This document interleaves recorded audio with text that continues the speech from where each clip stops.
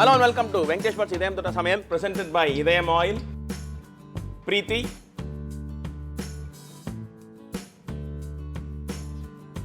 and Paris Sugar. Paris outside, Nambika inside. நம்ம கோதுமை தோசை பார்த்துட்டோம், செட் தோசை பார்த்துட்டோம், ரவா தோசை பார்த்துட்டோம், நீர் தோசை பார்த்துட்டோம், மசால் தோசை பார்த்துட்டோம், நிறைய தோசை வெரைட்டிஸ் நம்ம இதயம் தொட்ட சமையலில் பண்ணிட்டோம். கர்நாடகா சைடில் ராகி தோசை, ராகி ரொட்டி ரொம்ப ரொம்ப ஃபேமஸ். இந்த ராகி தோசை கேழ்வரகு சொல்கிற இந்த ராகி வந்து உடம்புக்கு ரொம்ப ரொம்ப நல்லது. அயன் ஆகட்டும், விட்டமின் சக்தி ஆகட்டும், ஃபைபர் ஆகட்டும், இதில் வந்து ரொம்ப ரொம்ப ஜாஸ்தி. இந்த ராகி வந்து களி மாதிரி செஞ்சு, ராகி களி மாதிரி செஞ்சு வேக வச்சு உருண்டையை வந்து அது கூட நான்வெஜ் கிரேவிலாம் போட்டு கர்நாடகாவில் சர்வ் பண்ணுவாங்க. முத்தை அப்படின்வாங்க. முத்தை அப்படின்னா உருண்டை. அந்த உருண்டையை ஸ்டீம் பண்ணி, இடியாப்பமுக்கு நம்ம ஸ்டீம் பண்ண தெரியுமா, அது மாதிரி உருண்டையை அதை ஸ்டீம் பண்ணி கொல கொலான்னு இருக்கும். அது சூடு ஆறின பிறகு கொஞ்சம் கட்டியாயிடும்.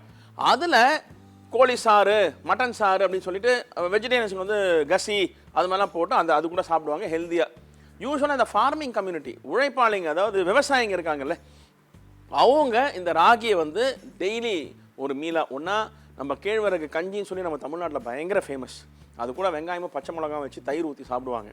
ஒன்றா அது, அப்படி இல்லைனா இந்த ராகி முத்தை அப்படின்னு சொல்லி இந்த கர்நாடகா, இது எல்லாமே வந்து இந்த ஃபார்மிங் கம்யூனிட்டி, உழைக்கும் வர்க்கம், அதாவது கஷ்டப்பட்டு வேர்வை சிந்தி வெயிலில் வேலை செய்கிறவங்க இதை வந்து உடம்பை கூலாக வச்சுக்கிறதுக்கும் உடம்புக்கு தேவையான சக்தி கிடைக்கணுன்றதுக்காக கண்டுபிடிக்கப்பட்ட விஷயம் தான் இந்த ராகி. இது வந்து ஒரு வரப்பிரசாதம்.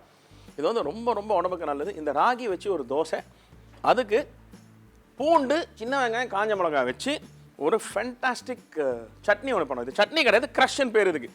இது என்னென்னா மிக்சியில் போட்டு டர் அப்படி 2 வாட்டி அரைக்கிறது, அந்த மாதிரி ஒரு மேட்ரு. அது வந்து நம்ம வந்து தேங்காய் எண்ணெயில் மிக்ஸ் பண்ணி சர்வ் பண்ண போகிறோம். அது எப்படி பண்ணுறதுன்னு நான் காமிக்கிறேன். அது கூட இந்த ராகி தோசை அப்படி இருக்கும். ஸோ அது எப்படி பண்ணுறதுன்னு பார்ப்போம். என்னோடய ஃபேவரட் அந்த கார்லிக் க்ரஷ் வந்து எனக்கு ரொம்ப பிடிக்கும். அதை நான் இந்த ராகி தோசை கூட உங்களுக்கு கற்றுக் கொடுக்கணும்னு ஆசைப்பட்றேன். ஸோ இந்த கார்லிக் க்ரஷ் வந்து என்னோடய ரெசிபி. இது வந்து எங்கேருந்தோ நான் இப்போ தேடி கண்டுபிடிச்சி கற்றுக்கிட்டு வந்தது கிடையாது.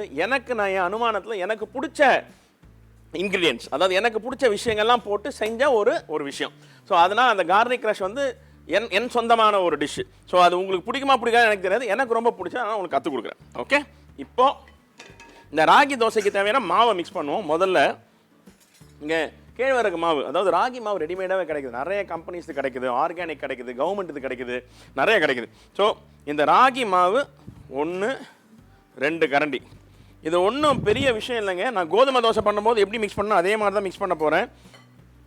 அந்த ராகி மாவில் 1/2 ஸ்பூன் பெருங்காயம், சின்ன சின்னதாக நறுக்கப்பட்ட ஜிஞ்சர், அதாவது இஞ்சி 1 ஸ்பூன், சின்ன சின்னதாக நறுக்கப்பட்ட 1 மிளகா, பச்சை மிளகா, அது கூட 1/2 ஸ்பூன் சீரகம், அது கூட இது வரைக்கும் நான் போடுறது வந்து டீஸ்பூன்.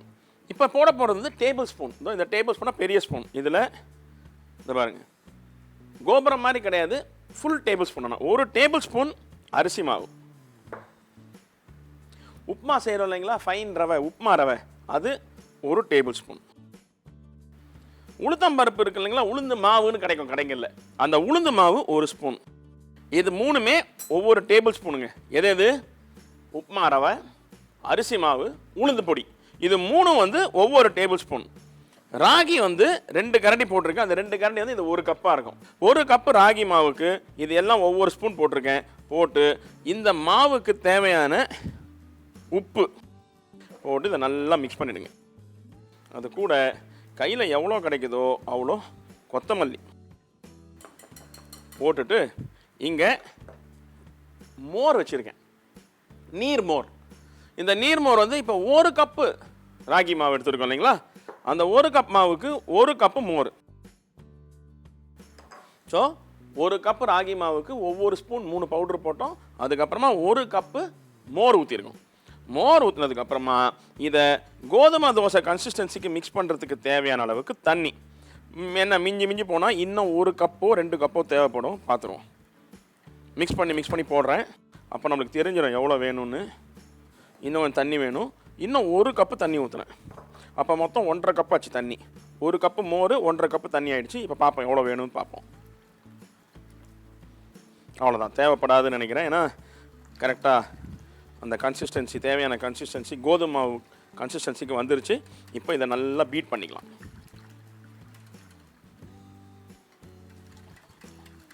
இந்த பெருங்காயம், உப்பு, அந்த போட்ட ரவை, உப்புமா ரவை, அரிசி மாவு, உளுந்து பொடி, அதுக்கப்புறமா மற்ற இன்க்ரீடியன்ஸ் பெருங்காயம், உப்பெல்லாம் நல்லா மிக்ஸ் ஆகணும். அவ்வளோதாங்க. இதை சைடில் ஒரு 10 நிமிஷம் வச்சுருவோம்.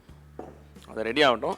இன்கேஸ் அது ஊற்றும் போது தண்ணியே இருந்ததுன்னா, நான் இப்போ வந்து 1 கப்பு ராகி மாவுக்கு 1 கப்பு மோரும் 1.5 கப்பு தண்ணியும் ஊற்றிருக்கேன். அதாவது 1 கப்பு ராகி மாவுக்கு 2.5 கப்பு தண்ணி அம்சம் அந்த மாதிரி ஊற்றிருக்கேன். அது தண்ணியாக இருக்கா இல்லை திக்காக இருக்கா ஊற்றும் போது பார்ப்போம். அப்படியே அது தண்ணியாக இருந்ததுன்னா இன்னும் கொஞ்சம் ராகி மாவு மிக்ஸ் பண்ணிக்கலாம். இப்போது இந்த கார்லிக் க்ரஷ் நான் சொன்னேன் இல்லைங்களா, அது பண்ணுறதுக்கு என்னென்ன வேணும்னு. முதல்ல 1 ஸ்பூன் நெய். நான் வந்து டீஸ்பூன் தான் போட்டிருக்கேங்க, ஒரே ஒரு டீஸ்பூன் போட்டிருக்கேன் நெய். சரிங்களா? இந்த நெய் சூடானோடனே 1 கை பூண்டு, ஒரு 50 கிராம் வச்சிங்களேன், 50 கிராம் பூண்டு. அது கூட கரெக்டாக 10 நம்பர் சின்ன வெங்காயம்.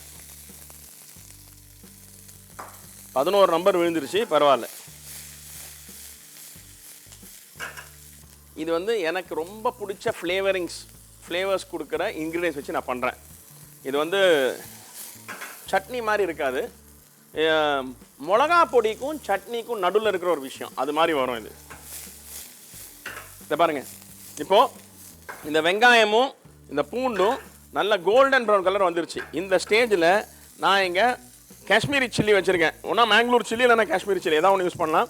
1 2 3 4 5 6 7 மிளகா, ஒரு கை ஃபுல்லாக ஒரு 50-60 கிராம் பூண்டு, 10-12 நம்பர் சின்ன வெங்காயம், 7 மிளகா, காஞ்ச மிளகா, பெடிகே சில்லி மேங்களூர்து, அப்படி இல்லைன்னா காஷ்மீரி சில்லி.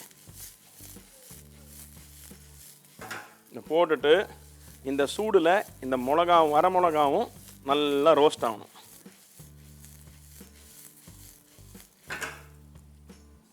அவ்வளோதாங்க, கேஸ் ஆஃப். இவன் சூடு ஆறின பிறகு இவனுங்களை எல்லாரையும் ஒரு சின்ன மிக்சி ஜாரில் மாற்றுங்க.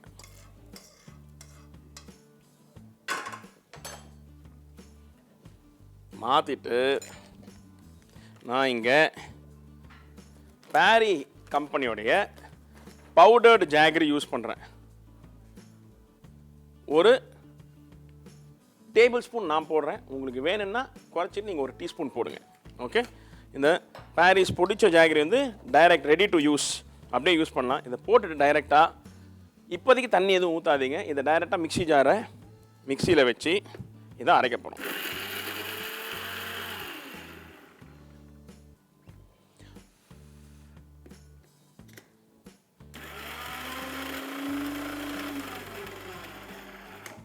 ஓகே, இது மாதிரி அரைச்சாச்சு. இவனை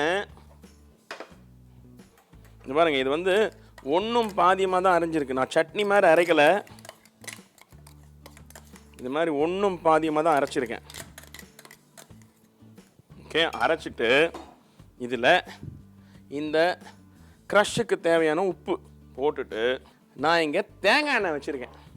இந்த தேங்காய் எண்ணெய் அப்படியே ஒரு 3 டேபிள் ஸ்பூன் இதில் கொட்டி இதை மிக்ஸ் பண்ணுறேன்.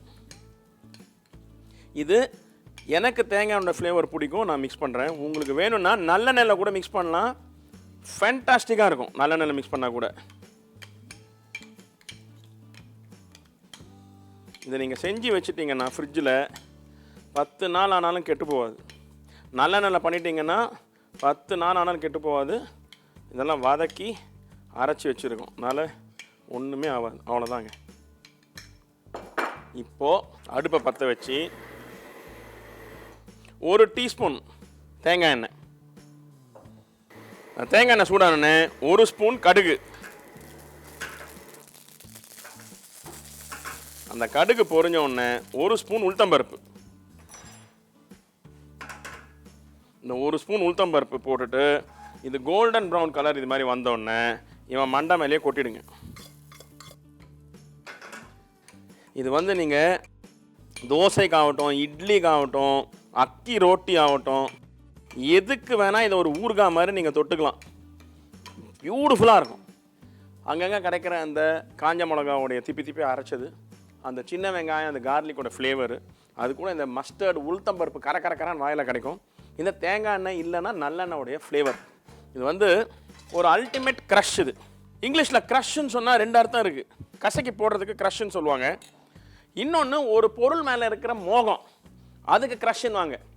ஸோ இது வந்து ரெண்டுமே ஒன்று திரியாக பிச்சு போட்ட மாதிரி இருக்கிற ஒரு புழிஞ்சி போட்ட மாதிரி ஒரு க்ரஷ்ஷு. இதுக்கு மேலே ஒரு மோகம் கண்டிப்பாக உங்களுக்கு வரும். அது மாதிரி ஒரு டிப். இது ஒரு fantastic garlic chilli crush ready ஆகிடுச்சு. இதை நம்ம ராகி தோசை கூட கொடுக்க போகிறோம். இப்போ ராகி தோசை எப்படி பண்ணுறதுன்னு பார்ப்போம். நான் இங்கே ஒரு தோசைக்கல் வச்சுருக்கேன் அடுப்பில். இங்கே நம்ம அப்போ மிக்ஸ் பண்ண தெரியுமா ஒரு 1/4 மணி நேரத்துக்கு முன்னாடி அந்த ராகி தோசை மாவு, இதை தண்ணி கீழே மேலே செட்டிலாக இருக்கும், ராகியெல்லாம் கீழே செட்டிலாக இருக்கும். என்ன பண்ணணும்னா நல்லா முதல்ல ஃபுல்லாக மிக்ஸ் பண்ணணும். இது வந்து ரொம்ப ஃப்ளிம்ஸியாக தொலைதான் விழும். ஸோ அதனால் கொஞ்சம் கேர்ஃபுல்லாக பண்ணணும். இது இந்த மாவு இருக்குது இல்லைங்களா, இந்த மாவை நல்லா மிக்ஸ் பண்ணுங்கள். அப்போ தான் கீழே இருக்கிற அந்த கட்டி பாட்டெலாம் மேலே வரும். மிக்ஸ் பண்ணிவிட்டு தோசை ஊற்றுற மாதிரி இது மாதிரி ஊற்றி இது மாதிரி பிரித்து விட்ருங்க. இதை கரண்ட்டு யூஸ் பண்ணி பிரிக்க முடியாது. இது மாதிரி நம்மளா இப்படி சுருட்டி விட்ற வேண்டியது தான். இதுக்கு மேலே ஆங்காங்கே மலைச்சாரல் மாதிரி ஒரு 16 கரண்டி நெய். 16 கரண்டி போட்டால் நீங்கள் நடிப்பீங்க, அதனால் 16 துளி நெய் இது மாதிரி போட்டு விட்டுட்டு சைடில் கூட அந்த நெய் படுற மாதிரி தெளித்து விட்ருங்க. இதை கோதுமை தோசை எப்படி நம்ம தோசைக்கல்லில் வேக வைக்கிறோமோ அதே மாதிரி வேக வைங்க. இது வந்து ராகி பவுடர் யூஸ் பண்ணி பண்ணதுனால இது சீக்கிரமாக உடஞ்சி போயிடும். அதனால் நம்ம வந்து ரொம்ப கேர்ஃபுல்லாக திருப்பி போடணும். அப்படி உடஞ்சி போனால் கூட ஒன்றும் தப்பு இல்லை, சாப்பிட்லாம், விஷம் கிடையாது. ஸோ முழுசாக தான் கொடுக்கணும்னு இல்லை, ஆனாலும் முழுசாக எடுக்க ட்ரை பண்ணலாம். அப்படி வராட்டி சாப்பிட்றவங்க கோச்சிக்காதீங்க. எப்படி செஞ்சு கொடுக்குறாங்களோ அப்படி சாப்பிட பழகிங்க. அது ரொம்ப ரொம்ப இம்பார்ட்டண்ட். செஞ்சு கொடுக்குறதே இந்த காலத்தில் ஒரு பெரிய விஷயம். அதில் வேறு சாப்பிட்டு குறை சொல்கிறது இருக்குது பாருங்கள், அதை விட கொடுமை எதுவுமே கிடையாது. இது மாதிரி பொறுமையாக அப்படி எடுத்துகிட்டு இப்போ இவனை அப்படியே மெதுவாக அப்படி போடுறோம்.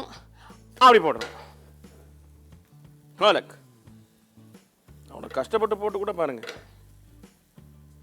ரெடி. ஒரு அலக் நிரஞ்சன். இது வந்து சாப்பிடும்போது பட்டர் மாதிரி வாயில் மெல்ட் ஆகிடுங்க. அந்த மாதிரி கன்சிஸ்டன்சியில் சாஃப்டாக இருக்கிற தோசை. ஸோ இதை வந்து இன்கேஸ் உங்களுக்கு கொஞ்சம் கட்டியாக வேணும்னா, இந்த மாதிரி சாஃப்டாக வேணாம், எனக்கு தோசை பெரட்டுறதுக்கு இவ்வளோலாம் டென்ஷன் பண்ணிக்க வேண்டாம், கொஞ்சம் ஈஸியாக வேணும்னா நம்ம போட்டோம் தெரியுமா, 1 ஸ்பூன் ரவை, 1 ஸ்பூன் அரிசி மாவு, 1 ஸ்பூன் உளுத்தம்பருப்பு மாவு போட்டோம், உளுந்த மாவு. அதை அப்படியே 2 ஸ்பூனாக மாற்றிடுங்க. கொஞ்சம் கட்டியாக வரும், இவ்வளோ சாஃப்ட் வராது. ஆனால் நீங்கள் எடுக்கிறதுக்கு போடுறதுக்கெல்லாம் ஈஸியாக இருக்கும். அதுதான் ஊற்றும் போது என்ன ஷேப்பில் வருதோ அதுதான் தோசையோட ஷேப். அதுக்கு மேலே அவனை டிஸ்டர்ப் பண்ணக்கூடாது.